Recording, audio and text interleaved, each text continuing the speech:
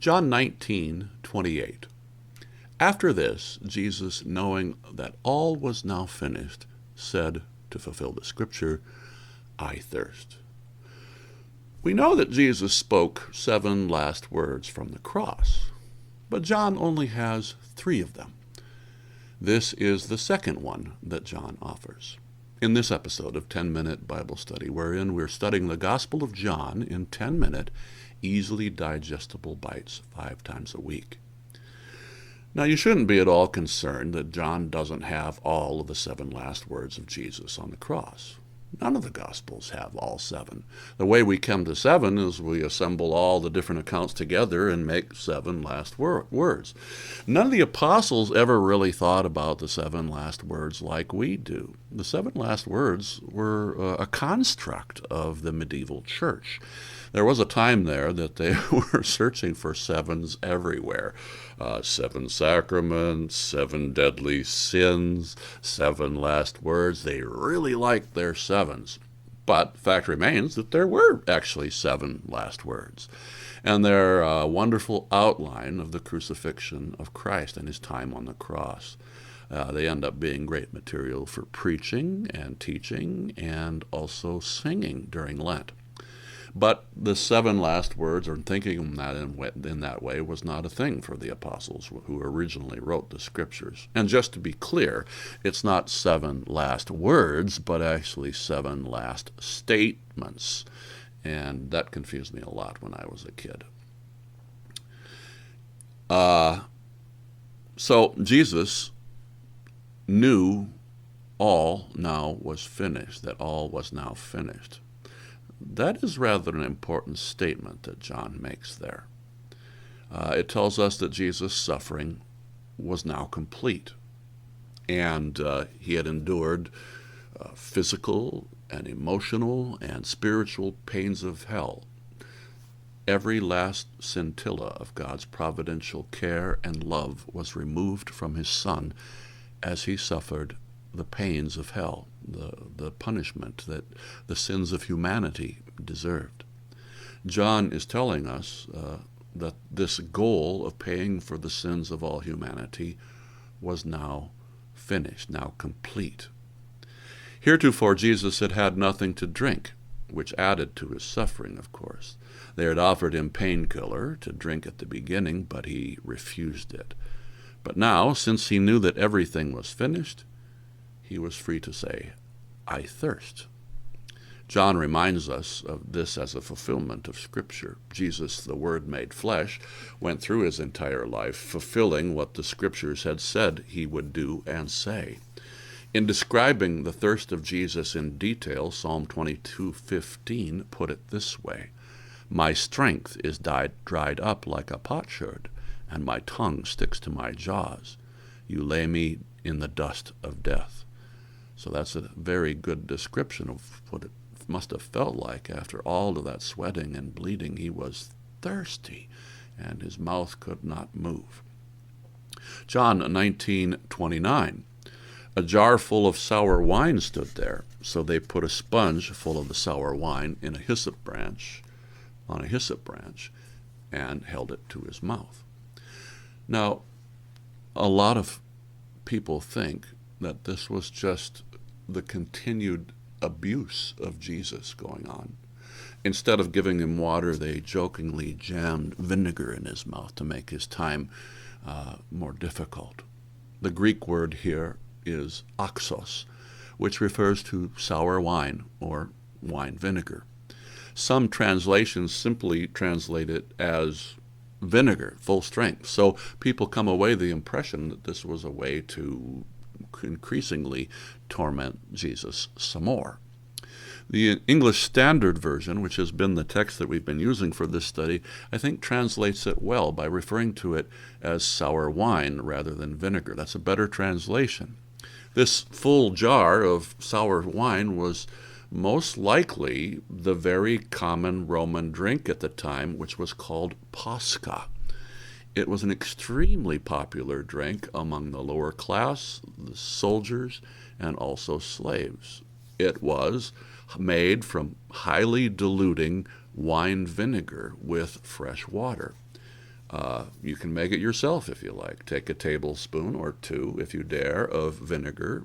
Cider vinegar will work. Wine vinegar, put them in the bottom of a glass. Squeeze a little honey in there, stir in some water, add some ice. And it is, you got Pascha. And you can make it, and you can drink like the Romans did back then. It's all over the Roman writings of the time.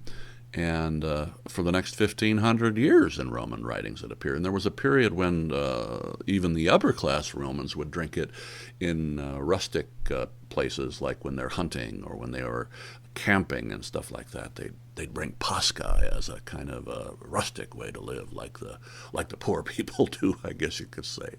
Now, the reason that we think that this is Pascha at the cross is because of the presence of the Roman soldiers. Pascha was a standard Roman soldier allotment every day. They'd be given a ration of this. And why else would there be a full jar of a vinegar-like substance near the cross? I can't imagine that the Romans said, okay, be sure to bring that big old jar of vinegar there so we can pick on the people who are dying. That wasn't part of crucifixion. The ropes were, the nails were, the wood beams were, and all of that, the spear and all that. That was all part of crucifixion, but there is no mention of having a jar of vinegar there to bug people. So, no, these guys had to stand guard, the Romans did, and they couldn't leave to go get lunch. They had to be there, and so they brought their provisions along. So most commentators now believe that this sour wine drink, this beverage, this Pascha probably was part of a soldier's ration. Now, I know it's hard to believe that the Roman soldier being nice to someone who they were charged to crucify, but maybe after watching 6 hours of watching Jesus die and the way he died with the kindness to people caused them to cut him a little slack. The centurion even remarked that surely this man was the Son of God. They noticed that there was something different about Jesus. And maybe this caused their hearts to go out for him a little bit. Or maybe the soldiers just this is their job of brutality they had to visit among people. This was a way for them to reclaim some of their decency. If a guy's thirsty, let's give him something to drink. Something like that. So they put a sponge on a hyssop plant and held it to his mouth. Now, we're pretty sure what a hyssop plant looks like and what it was and is. It's a bush-like plant that grows all over the place in the Middle East and in the desert. It's kind of like sage in that way. It's aromatic, and it was used to cook things as a spice. It was or an herb. It was also mashed up and mixed with drink to be. It would act as a sort of a laxative in ways.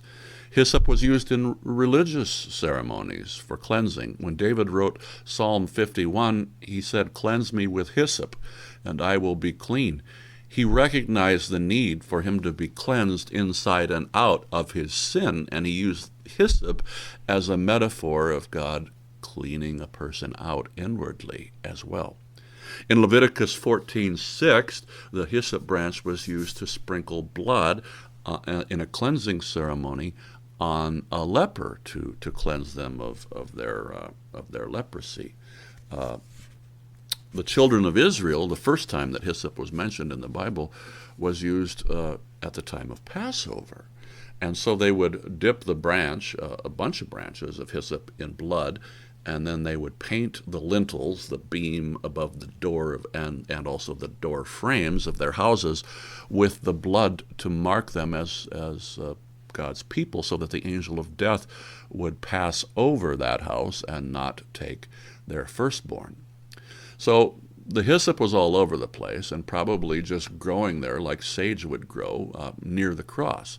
So they grabbed a branch of this hyssop, but it seems that it's more than just a coincidence that they used hyssop near the cross of Christ. It was Passover, after all, and you had the ultimate Passover lamb there dying on a beam that looked very much like a lintel. Just in the imagery of the hyssop extended up to the cross and to Christ recalls this action at the Passover. But this time it wasn't used to spread blood. That's because the blood was already spread by him who was dying there. So, see the imagery. The lintel, the blood on the lintel protected the inhabitants of the house from the angel of death. You could say that the lintel or the beam of the cross is like a lintel that protects the household of all of humanity from the angel of death by the blood of the ultimate Passover lamb. The hyssop also helps us in another way. Its branches grow no longer than 1.5 feet. Now, which means that Jesus was not as high up into the sky as the movies often make him out to be. With the length of the human arm being about 1.5 feet, and the hyssop branch being at most another 1.5 feet, that tells us how high Jesus' face was when he was being crucified. That puts him at 3 feet above a standing person. And that gives us a whole different view and understanding of the intimacy of Mary and the women, and also John, meeting Christ while he was on the cross. I mean, he was right there. They could see, they could look into his eyes. Salvador Dali, the artist, had Christ suspended above the world. That's a nice piece of work. And his point was that Christ's death has worldwide significance. And I agree with that, it does. But when you think of him being just 3 feet above you, it was reminded how he came down to be right among us. Indeed, Jesus is bigger than all get out, bigger than the whole world, but at the same time, he's so very personal, intimate, one-on-one. Indeed, he died to save the world, but he also died to save you and me personally. Only those who personally confess him as their Lord are saved.